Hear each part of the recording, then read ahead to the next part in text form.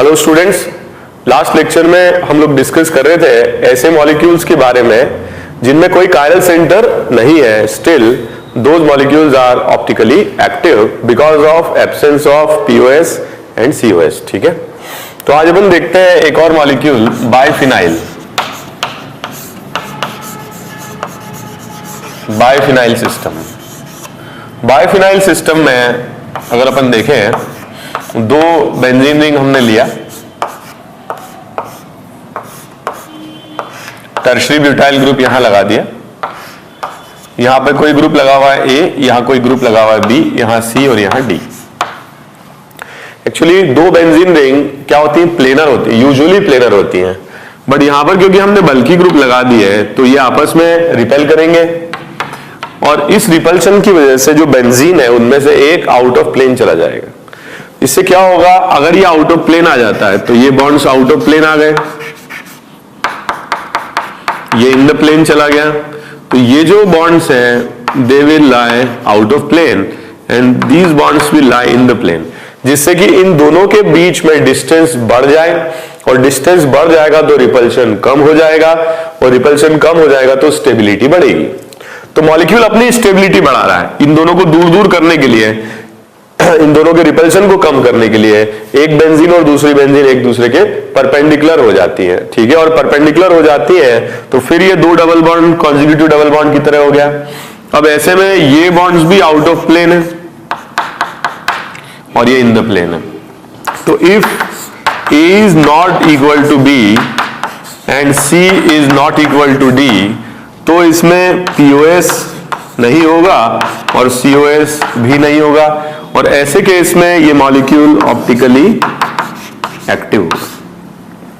तो ये मॉलिक्यूल कब ऑप्टिकली एक्टिव होगा, A not equal to B and C not equal to D, ऐसे केस में मॉलिक्यूल ऑप्टिकली एक्टिव होगा। अगर हम यहां पर ले लेते हैं तीन बेंजीन, ट्राइफिनाइल, तो ट्राइफिनाइल सिस्टम के बारे में हमने जीआई या ज्योमेट्रिकल आइसोमर्स में पढ़ा भी था। तो अगर ये बल्कि ग्रुप्स यहां हमने जोड़ दिए,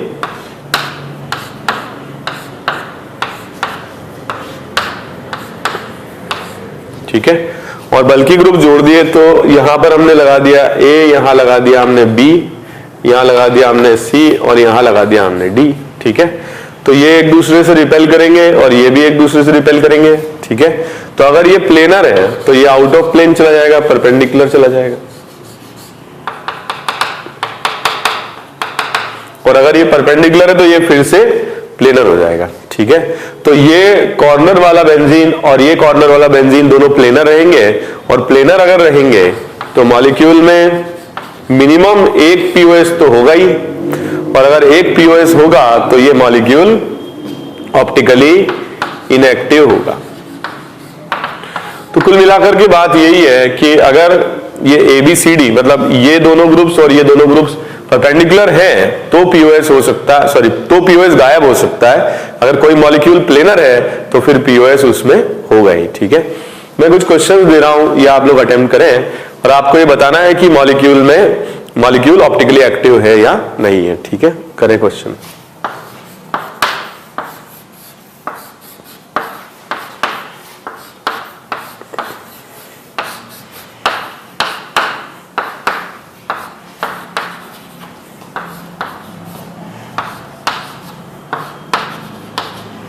ठीक है, इनमें बताइए आप मॉलिक्यूल की ऑप्टिकल एक्टिविटी के बारे में बताइए।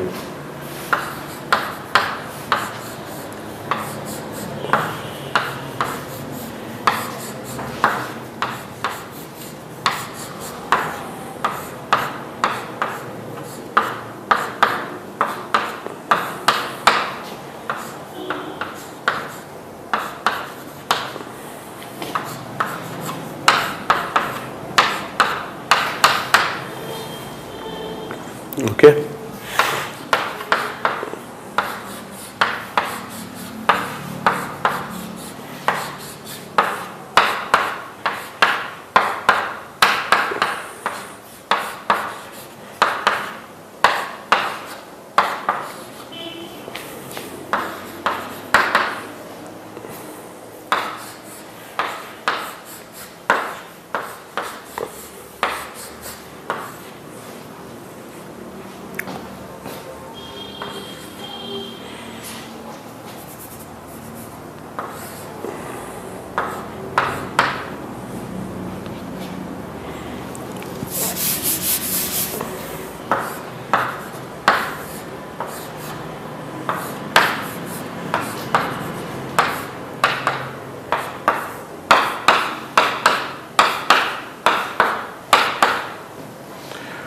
ओके, ये क्वेश्चंस देख लीजिए और एक पॉज लेकर के इनको अटेम्प्ट कर लीजिए। ओके, क्वेश्चन नंबर 1, इसमें देखिए ये ए और बी दोनों ही डिफरेंट ग्रुप्स हैं, सी और डी दोनों ही डिफरेंट ग्रुप्स हैं, और ये दोनों रिंग्स एक दूसरे के परपेंडिकुलर भी हैं। ठीक है, तो इसमें पीओएस नहीं होगा, सीओएस नहीं होगा, ऑप्टिकली एक्टिव होगा। क्वेश्चन नंबर 2, ये तीनों ही रिंग्स एक साथ प्लेन में मतलब क्या होगा, लास्ट और फर्स्ट दोनों प्लेन में आ जाएंगी क्योंकि ऑड नंबर है, और ऐसे केस में पीओएस नहीं होगा, सीओएस नहीं होगा, और मॉलिक्यूल ऑप्टिकली क्या होगा बताओ, sorry I am sorry, POS होगा, सीओएस नहीं होगा, मॉलिक्यूल ऑप्टिकली इनएक्टिव हो जाएगा। ठीक है, तो odd number of benzene ring. इसमें देखिए दो बेंजीन रिंग है, परपेंडिकुलर होंगे एक दूसरे के, A is not equal to B, C is equal to D। Again इसमें पीओएस आ जाएगा, और पीओएस आ जाएगा तो ऑप्टिकली इनएक्टिव होगा। इस तरह के क्वेश्चन भी आप एक्सपेक्ट कर सकते हैं। इसमें देखिए आप, ये दोनों रिंग्स बिकॉज ऑफ रिपल्शन एक दूसरे के परपेंडिकुलर होंगी, A is not equal to B and C is not equal to D, optically active होगा। तो इस तरह के क्वेश्चंस जिनमें एक भी कायरल सेंटर नहीं है, वो मॉलिक्यूल भी ऑप्टिकली एक्टिव हो सकते हैं, और अगर ऑप्टिकली एक्टिव हो सकते हैं तो एक पेयर ऑफ आइसोमर तो बना ही सकते हैं। ठीक है, एक डेक्स्ट्रो और एक लीवो। अब हम कुछ ऐसे मॉलिक्यूल्स के बारे में डिस्कशन करने जा रहे हैं जिनके अंदर कायरल सेंटर हो सकते हैं, नहीं हो सकते हैं, ज्योमेट्रिकल आइसोमर बन सकते हैं, नहीं बन सकते हैं। ठीक है, यहां हम इन जनरल ज्योमेट्रिकल और ऑप्टिकल दोनों को एक साथ हम क्वेश्चंस में अप्लाई करेंगे, और जब हम एक साथ अप्लाई करेंगे तो हम इसको ज्योमेट्रिकल या ऑप्टिकल नहीं बोलेंगे, हम इसको बोलेंगे stereoisomers. So we will not discuss about geometrical isomers और optical isomers, we will discuss about stereoisomers. ठीक है, जैसे फॉर एग्जांपल एक मॉलिक्यूल हमने लिया CH3 CH double bond CH CH Cl and PH। ठीक है, तो इसमें देखिए ये जो डबल बॉन्ड है ये GI शो करेगा, और ये कायरल सेंटर R और S दोनों बना सकता है। तो इसका मतलब ये जो मॉलिक्यूल है इसमें ज्योमेट्रिकल भी है और ऑप्टिकल भी है। ठीक है, और ऐसे मॉलिक्यूल्स में हम क्या करते हैं, कैसे हम काउंटिंग करते हैं, ये हम डिस्कस करते हैं। सबसे पहले इस तरीके के मॉलिक्यूल्स में हम लोग काउंट करते हैं स्टीरियोजेनिक सेंटर, स्टीरियोजेनिक सेंटर या SGC, स्टीरियोजेनिक सेंटर। तो स्टीरियोजेनिक सेंटर का मतलब होता है जो स्टीरियो आइसोमर्स जनरेट करे। ठीक है, एक pair of stereo isomers generate करे, वो centre. So it can be A location, it can be A point, ठीक है, it can be an area which generates pair of stereo isomers.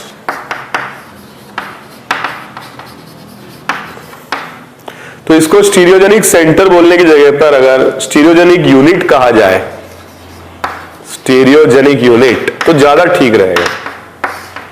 ठीक है, तो दोनों ही बातें सेम है, स्टीरियोजेनिक सेंटर और स्टीरियोजेनिक यूनिट। सबसे पहली बात, every double bond which is capable to show geometrical isomerism is a stereogenic centre. तो ये जो डबल बॉन्ड है ये सिस ट्रांस बना सकता है, एक पेयर बना सकता है, इसलिए ये एक स्टीरियोजेनिक सेंटर है या स्टीरियोजेनिक यूनिट SGC1 होगा। सेकेंड, मान लीजिए कि ये मान लो कंपाउंड है,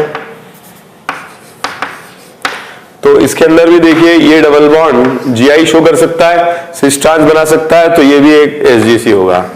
तो every double bond showing GI, every double bond showing GI can generate one pair of stereoisomer, that is either cis or trans, E और Z और sin और NT, और ऐसे केस में ये एक SGC की तरह कंसीडर किया जाता है। ठीक है, लेकिन इस तरह से भी आ सकता है, मान लो कि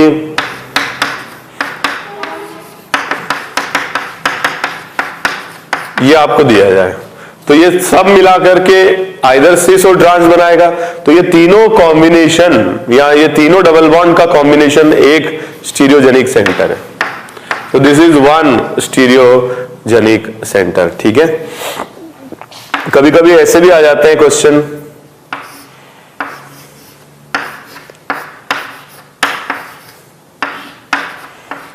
तो ये कॉम्बिनेशन जो अपन ने यहां पर HCl यहां HCl लगाया है, ये भी एक SgC बना सकता है। इसमें दोनों हाइड्रोजन सेम साइड में, तो ये सिस है, और अगर ऑपोजिट साइड में आ जाए तो ये ट्रांस होगा।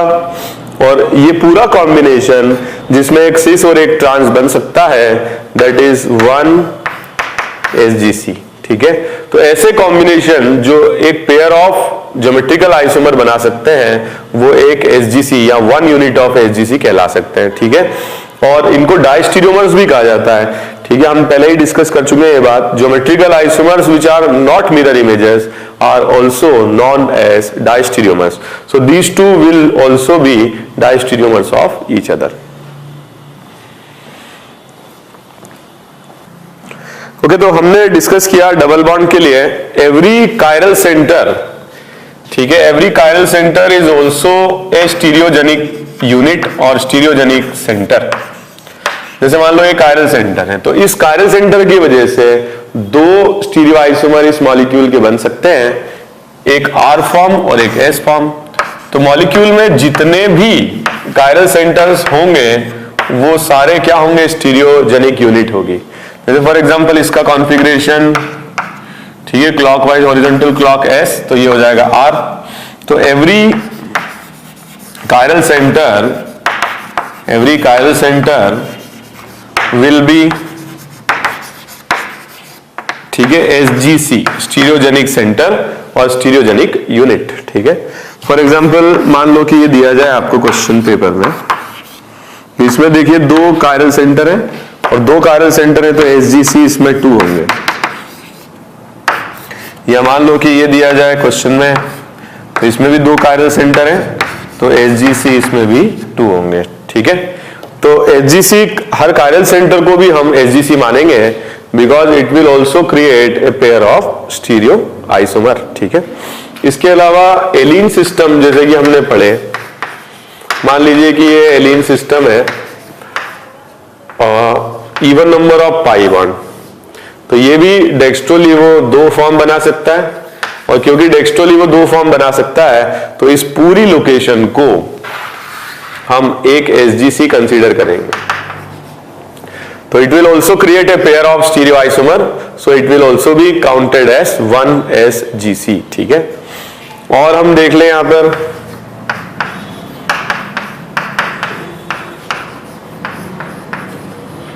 तो इसको भी हम क्या मानेंगे, एक SgC मानेंगे।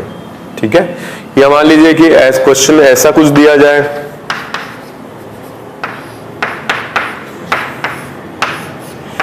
तो इसमें भी क्या होगा, GI तो नहीं होगा, लेकिन ये ऑप्टिकली एक्टिव होगा, एक डबल बॉन्ड, और इसको भी हम पूरे को एक डबल बॉन्ड माने, तो ये ग्रुप्स और ये ग्रुप्स परपेंडिकुलर होंगे, तो ये आउट ऑफ प्लेन और एक ये इन द प्लेन, और इसको भी हम क्योंकि ऑप्टिकली एक्टिव है 1 SgC कंसीडर करेंगे। ठीक है, अब हम डिस्कस करते हैं स्पायरो के लिए। तो स्पायरो में भी ऑप्टिकल एक्टिविटी होती है, ये बात भी हम देख चुके हैं। तो ऑल्दो इसमें कोई कायरल सेंटर नहीं है और ये ज्योमेट्रिकल आइसोमर भी शो नहीं कर रहा है, but if A not equal to B and C is not equal to D, then it will be optically active, और ऑप्टिकली एक्टिव होगा तो डेक्स्ट्रोलीवो 2 फॉर्म्स मानेंगे हम इसमें, और 2 फॉर्म्स मानेंगे तो इसको भी हम एक SgC कंसीडर करेंगे। ठीक है, इसके बाद बाइफिनाइल हमने देखा था, इसमें भी कोई कायरल सेंटर नहीं है, GI भी ये शो नहीं करेगा। ठीक है, बट ये ऑप्टिकली एक्टिव हो सकता है if A is not equal to B and C is not equal to D। तो अगर ये A not equal to B, C not equal to D है, ऑप्टिकली एक्टिव है, और अगर ऑप्टिकली एक्टिव है तो इसको भी हम एक SgC कंसीडर करेंगे। ठीक है, तो हम सबसे पहले मॉलिक्यूल में क्या करेंगे, हम काउंट कर लेंगे कि मॉलिक्यूल में कितने स्टीरियोजेनिक सेंटर्स हैं, और अगर हमने काउंट किया, हम उसको रिप्रेजेंट कर रहे हैं N से। N क्या है, नंबर ऑफ स्टीरियोजेनिक यूनिट या stereogenic centre. Either it can be a double bond or it can be a chiral center or it can be due to optical activity, allene या spiro या biphenyl, ये हो सकते हैं। अब हम check कर लेंगे कि मॉलिक्यूल सिमेट्रिकल है या अनसिमेट्रिकल है। सबसे पहले हम डिस्कस करते हैं अनसिमेट्रिकल के लिए। अगर मॉलिक्यूल अनसिमेट्रिकल है तो फिर क्या होगा, हम मॉलिक्यूल में रिवर्स साइड से आइडेंटिकल आइसोमर नहीं बना सकते। और जैसे अगर मान लो कि ये क्वेश्चन दिया जाए तो ये मॉलिक्यूल अनसिमेट्रिकल है, तो यहां से बीच से कट करोगे तो दोनों पार्ट अलग अलग हैं, ठीक है। तो अगर ये अनसिमेट्रिकल है, ये एक एसजीसी हो गया और ये कायरल सेंटर एक एसजीसी हो गया, सो टोटल नंबर ऑफ एसजीसी हो गए 2, ठीक है, एक डबल बॉन्डेड सिस्टम और एक कायरल सेंटर। तो total number of stereo isomer हो जाएंगे 2 की पावर 2, मतलब 4 हो जाएंगे, ठीक है। वैसे भी मैं आपको समझा दूं कैसे 4 हो रहे हैं। अगर डबल बॉन्ड जीआई शो कर रहा है तो सिस हो सकता है और ये आर हो जाए, सिस हो गई, ये ट्रांस हो, ट्रांस भी हो सकता है डबल बॉन्ड, तो ट्रांस आर और ट्रांस एस, ऐसे 4 कॉम्बिनेशन बन जाएंगे, cis R, cis S, trans R और ट्रांस एस, ठीक है। तो इस तरीके से हमें बार बार नहीं लिखना पड़े, इसलिए आप डायरेक्ट फॉर्मूला लगा दें 2 की पावर n। ये बिल्कुल सिंपल मैथ्स का फॉर्मूला है। There are n locations and every location can be filled in, ठीक है, 2 नंबर ऑफ वेज, 2 तरीके से भर सकते हैं। तो total number of stereo isomer और combinations will be 2 to the power n, ठीक है। तो अगर अनसिमेट्रिकल है then total will be counted as 2 की power n, where n represents number of stereogenic centers.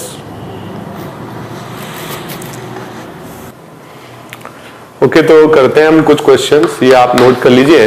और total number of stereo isomers इसमें आपको कैलकुलेट करने हैं।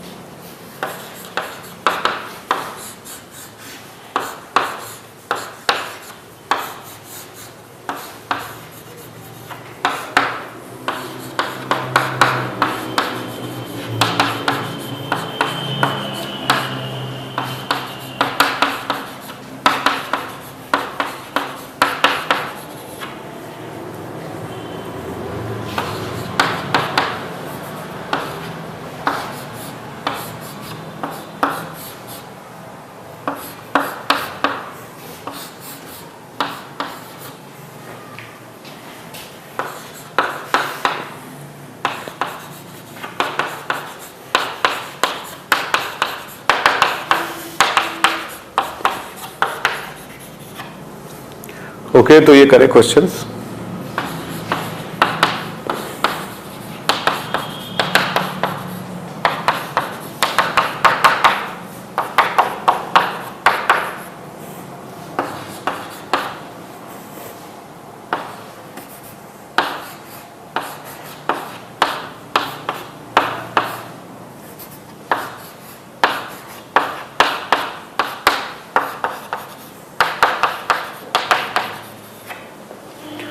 ओके, ये क्वेश्चंस देख लीजिए एक बार और इनको पॉज करके और आप लोग अटेम्प्ट करें। तो हम स्टार्ट करते हैं। फर्स्ट पॉइंट इज और फर्स्ट क्वेश्चन इज, ये कायरल सेंटर है, एक डबल बॉन्ड है जो जीआई शो कर रहा है, सो एसजीसी का नंबर हो जाएगा 2 एंड क्योंकि अनसिमेट्रिकल है टोटल आ जाएंगे 2 की पावर 2, ठीक है। नेक्स्ट अपन देखते हैं second question, 2 chiral centre and double bond showing GI, n की वैल्यू हो जाएगी 3 और क्योंकि अनसिमेट्रिकल है तो आंसर आ जाएगा 2 की पावर 3 8।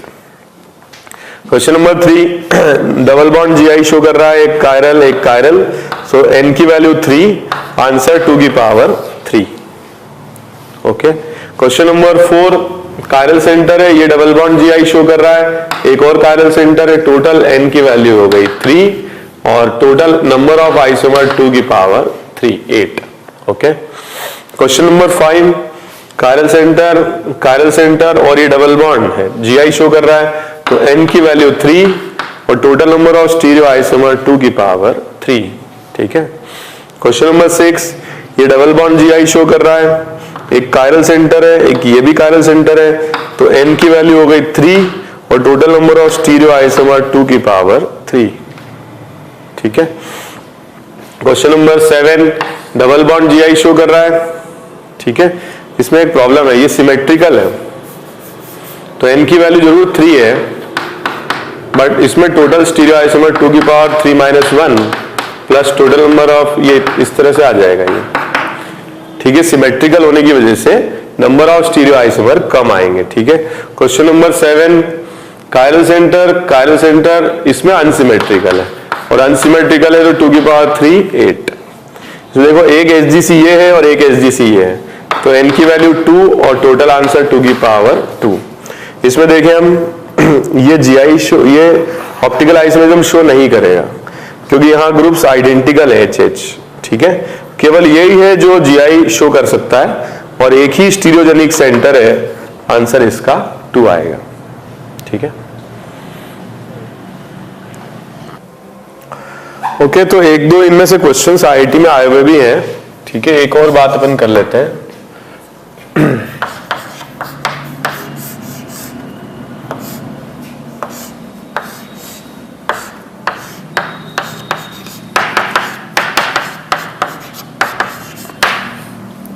जैसे मान लो इस क्वेश्चन के लिए आपको total number of stereo isomers बनाने हो, तो ये कायरल सेंटर, ये डबल बॉन्ड GI शो करेगा और ये ऑप्टिकल आइसोमेरिज्म शो करेगा। ठीक है, क्योंकि A is not equal to B and C is not equal to D। तो इसमें अपन देखें total number of stereogenic centres 3 और 4 होंगे, तो total number of stereo isomer 2 की पावर 4। ठीक है, इस तरीके से बना सकते हैं।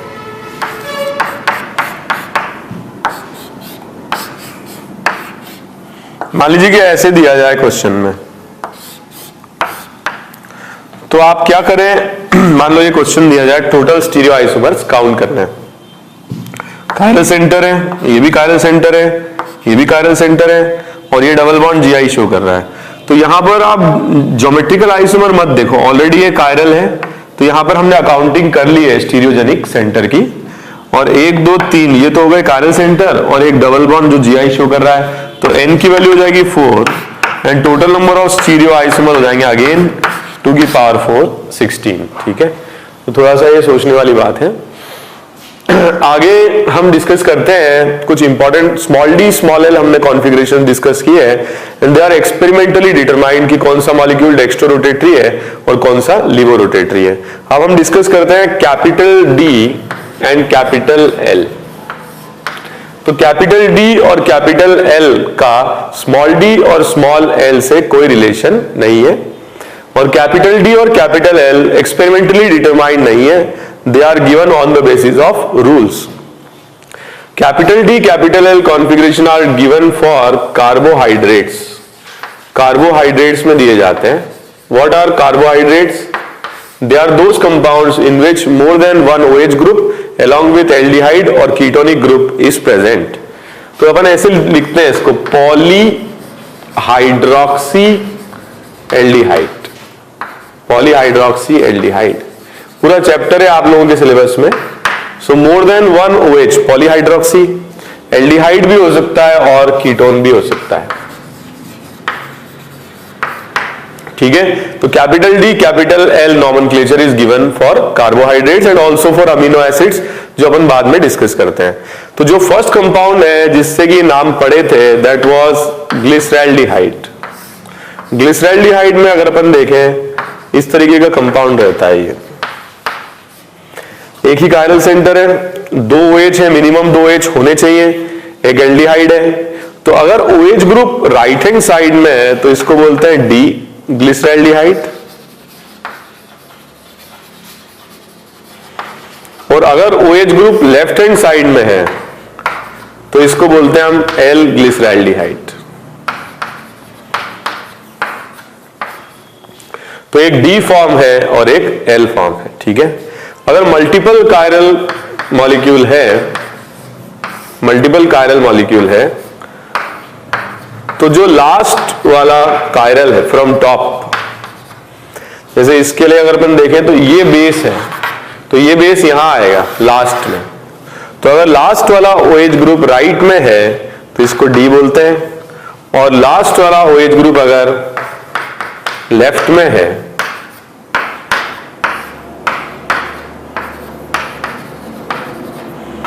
तो इसको L बोलते हैं। ठीक है, तो लास्ट वाला कायरल अगर OH राइट में D, लास्ट वाले कायरल के लिए अगर OH लेफ्ट में है तो इसे L बोलते हैं।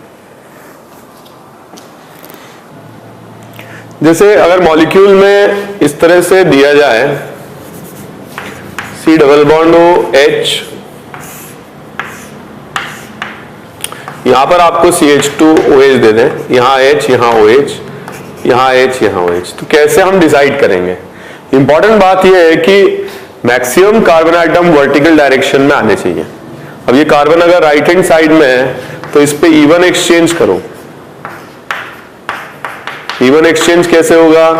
बॉटम पर CH2OH, राइट में OH, लेफ्ट में H, एक बार एक्सचेंज कर दिया इन दोनों को, फिर एक बार और एक्सचेंज करो इसी कार्बन पर। ठीक है, तो अब ये दोनों आइडेंटिकल हो गए और ये दोनों आइडेंटिकल हो गए, OH लेफ्ट में, तो ये हो जाएगा L। ठीक है, इस तरीके से बना सकते हैं। जैसे एक क्वेश्चन और करते हैं,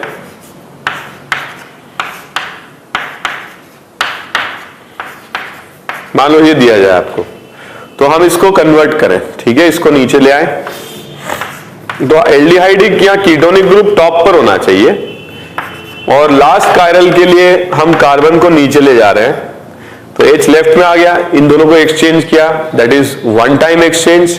फिर H और OH को भी एक्सचेंज कर दो, दैट इज टू एक्सचेंज। अब ये बराबर हो गए। अब OH लेफ्ट में है तो again it will be L। ठीक है, क्वेश्चन ऐसा आ जाए, अगर क्वेश्चन आ जाए न्यूमैन प्रोजेक्शन पर,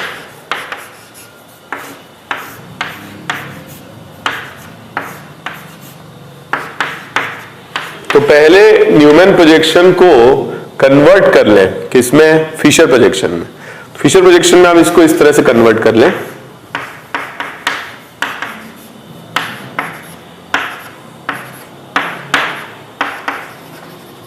लेफ्ट में आ रहा OH तो ये हो जाएगा L।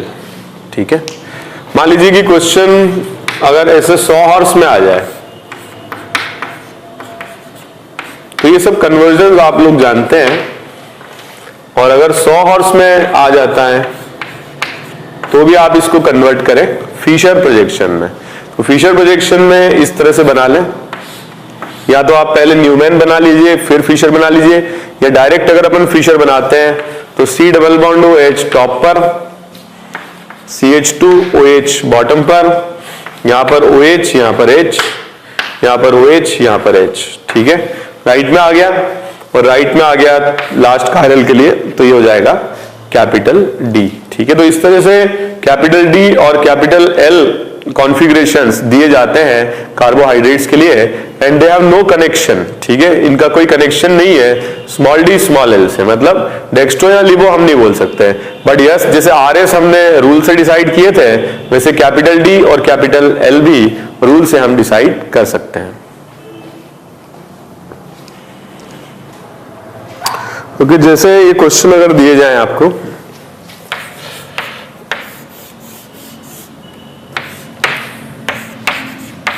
आपको ये बताना है कि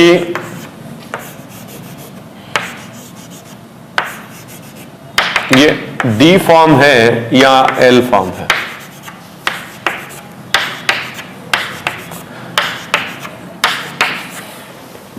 अब ये जो कॉन्फ़िगरेशन दिया हुआ है, दिस इज 100 हॉर्स, पहले आप इसको एक्लिप्स में कन्वर्ट कर लें, 1 chiral, 2 chiral, 3 chiral, 4 chiral, 5 chiral. So there are 5 chiral items. ठीक है, इस तरह से अपन बना लें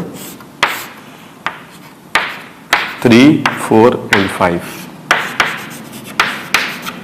अब जो आउट ऑफ प्लेन आ रहा है उसको राइट में बना लें, जैसे ये भी आउट ऑफ प्लेन आ रहा है, राइट में बना लिया। ये ऊपर की तरफ जा रहा है, इसको रोटेट किया, नीचे ले आए, इन द प्लेन हो जाएगा।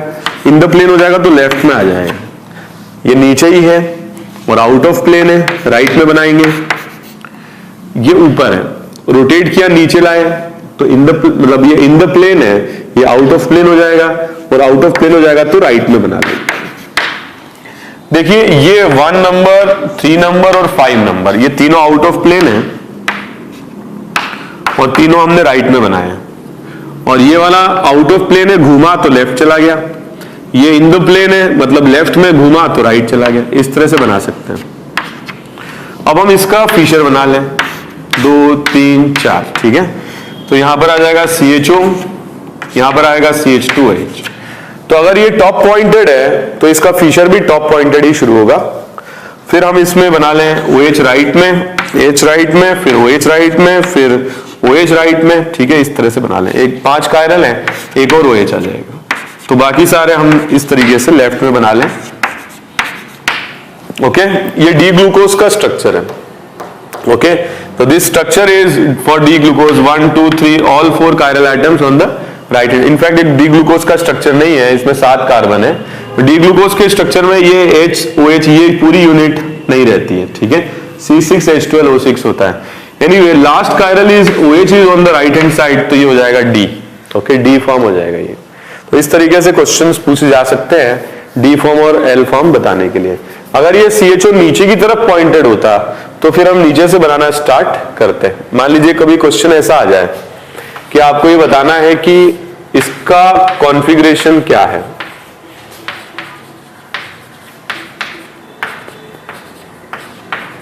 ठीक है, इसका कॉन्फ़िगरेशन आपको बताना है।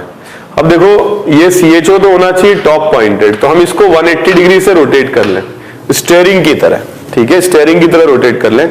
CHO को पहले ऊपर ले जाएं और CH2OH को बॉटम पर ले आए। अब ये अगर कायरल नीचे आएगा तो OH लेफ्ट में आ जाएगा, H राइट में आ जाएगा। और अगर ये ऊपर जाएगा तो H लेफ्ट में आएगा, OH राइट में आएगा। वापस वही आ गया, ठीक है। तो OH लेफ्ट में आ रहा है, इसलिए इसका कॉन्फ़िगरेशन हो जाएगा L। तो इस तरह से भी करना पड़ सकता है। कभी क्वेश्चन आ जाए CHO नीचे है, घुमा के ऊपर ले गए और उसके बाद जो लास्ट कायरल है उसके ही कॉन्फ़िगरेशन से कैपिटल D और कैपिटल L बताए जा सकते हैं, ठीक है। एक और बात है अमीनो एसिड्स। अमीनो एसिड्स वो मॉलिक्यूल्स होते हैं जिनमें COH और NH2 दोनों रहते हैं, ठीक है। तो अगर मान लीजिए इस मॉलिक्यूल की अगर अपन बात करें, COH और NH2, H और CH3, तो ये पूरा चैप्टर है, हम लोग डिस्कस करेंगे। तो अगर NH2 group right hand side में है तो इसको बोलते हैं D, और अगर NH2 group left hand side में है तो इसको बोलते हैं L, ठीक है। L amino acid. जैसे फॉर एग्जांपल ये अगर क्वेश्चन दिया जाए, यहां पर NH2, यहां C डबल बॉन्ड OH, यहां H और यहां PH, तो यहां पर क्या है, कायरल सेंटर में NH2 लेफ्ट हैंड साइड में है तो इसको हम बोलेंगे L। ओके, नेक्स्ट हमने डिस्कस किया ऐसे कैपिटल D और कैपिटल L नोमेनक्लेचर। पहले हमने रिलेशनशिप बिटवीन मॉलिक्यूल्स में डिस्कस किया था, डायस्टीरियोमर्स, ठीक है, एनांशियोमर्स। आइडेंटिकली कुछ रिलेशनशिप है जो मॉलिक्यूल के बीच में हो सकती है, either they can be structural और स्टीरियोआइसोमर। कुछ एक इंपॉर्टेंट रिलेशनशिप्स हैं जो पूछी जा सकती है। इनमें एक इंपॉर्टेंट रिलेशनशिप है epimer. So epimers are very special type of diastereomers, ठीक है। जैसे मान लीजिए कि कोई मॉलिक्यूल है हमारे पास में और उसमें कई सारे कायरल सेंटर्स हैं। मान लीजिए कई सारे कायरल सेंटर्स इसमें हैं और दूसरा कोई मॉलिक्यूल है वो इसका आइसोमर है, stereo isomer. But the basic difference is केवल एक कायरल एटम डिफरेंट है, बाकी सब कुछ आइडेंटिकल है, ठीक है। तो जैसे इन दोनों में हम कंपैरिजन करें ए और बी में, तो ये सेम है, ये सेम है, मगर ये क्या हो रहा है, डिफरेंट हो जा रहा है, बाकी सब कुछ सेम है। और इसीलिए ये स्पेशल टाइप के डायस्टीरियोमर कहलाते हैं एपीमर। ये वो डायस्टीरियोमर है जिसमें केवल एक कायरल एटम दोनों में डिफरेंट है, इसीलिए इनको कहा जाता है एपीमर्स, ठीक है। जैसे फॉर एग्जांपल एक और क्वेश्चन में बताता हूं आपको।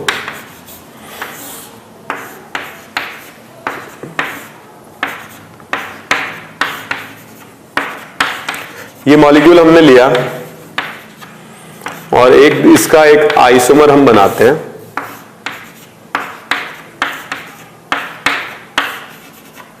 तो ये आइसोमर स्ट्रक्चरल आइसोमर नहीं है, स्टीरियो आइसोमर है। दूसरी बात ऑप्टिकल आइसोमर है।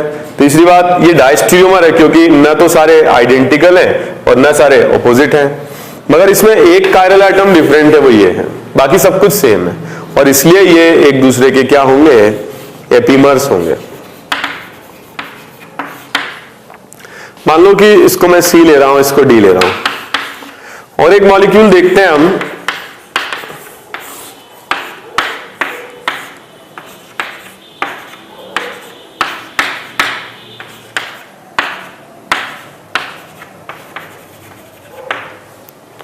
ठीक है। तो हम क्या करते हैं,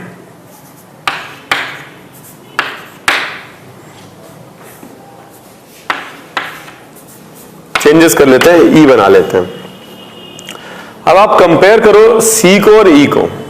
सी में देखो ये वाला कायरल डिफरेंट है, ये कायरल सेम है, ये कायरल सेम है, और ये कायरल डिफरेंट है। इसमें दो डिफरेंट हो गए, एक पहला वाला और एक लास्ट वाला, इसलिए ये एपीमर नहीं होंगे, ठीक है। तो सी और ई दोनों एपीमर नहीं होंगे।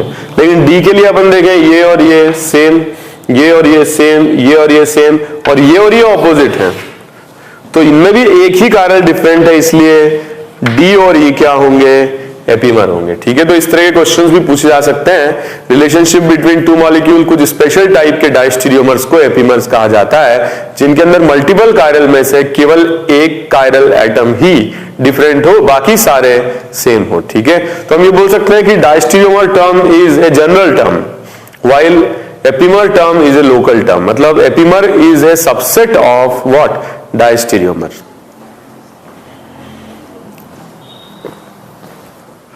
ओके, तो लास्ट टॉपिक पर हम आते हैं, anomers. Anomers are also special type of diastereomers, या मैं ये कह सकता हूं कि they are special type of epimers. जैसे फॉर एग्जांपल ये दो मॉलिक्यूल में बना रहा हूं, आप लोगों को लग रहा होगा बोलते बोलते क्या लिख रहे हैं सर। तो इसमें अगर अपन देखें, दो मॉलिक्यूल में मैं यहां पे ग्रुप्स लगाता हूं, OH H H OH OH H OH H and CH2 OH and H। ये मॉलिक्यूल A है। यहां पर देखो मैंने इस कायरल पर उल्टा कर दिया, HOH HOH OH H OH H CH2 OH और H, B मॉलिक्यूल। तो A और B को कंपेयर करो आप, ये सेम, ये सेम, ये सेम, ये सेम, और ये उल्टा है, ठीक है। तो ये भी डायस्टीरियोमर है, क्योंकि ना तो ये आइडेंटिकल है ना ये एनेंशियोमर है, तो ऐसे स्टीरियो आइसोमर्स को हम डायस्टीरियोमर कहते हैं। ये एपीमर भी है, क्योंकि इनमें मल्टीपल कायरल में से एक ही कायरल उल्टा आ रहा है, बाकी सब सेम है। लेकिन ऐसे साइक्लिक एपीमर्स को एनोमर्स कहा जाता है, जिनमें एक कायरल एटम में डिफरेंस रहता है, बाकी सारे सेम रहते हैं। यूजुअली ये स्टीरियो आइसोमर्स जो कि साइक्लिक स्टीरियो आइसोमर्स हैं, जो कि डायस्टीरियोमर भी हैं, जो कि एपीमर भी हैं, मगर साइक्लिक एपीमर होने के कारण एनोमर्स रहते हैं। Usually this type of isomers are reversible in nature और they keep on converting into one another. And the carbon atom which is different, जिसमें अंतर है, बाकी सब कुछ तो सेम है, that carbon atom is known as anomeric carbon.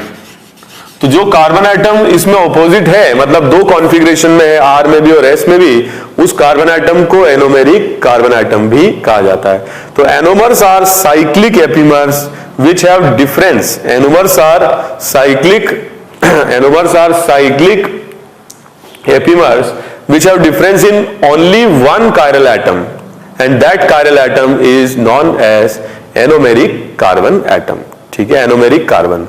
तो इस तरीके से हम लोग आगे पढ़ेंगे, ठीक है, कार्बोहाइड्रेट चैप्टर में alpha D glucopyranose, beta D glucopyranose, ये क्या होते हैं, एक दूसरे के एनोमर्स, और ये इंटरकन्वर्टिबल भी होते हैं, और इनकी वजह से क्या होता है, कई तरह की प्रॉपर्टीज रहती है सॉल्यूशन की। उनमें से सबसे इंपॉर्टेंट प्रॉपर्टी है म्यूटा रोटेशन, ठीक है।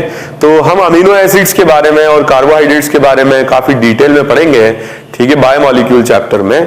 फिलहाल मैंने आप लोगों को थोड़ा सा आइडिया इस बारे में दे दिया, ठीक है।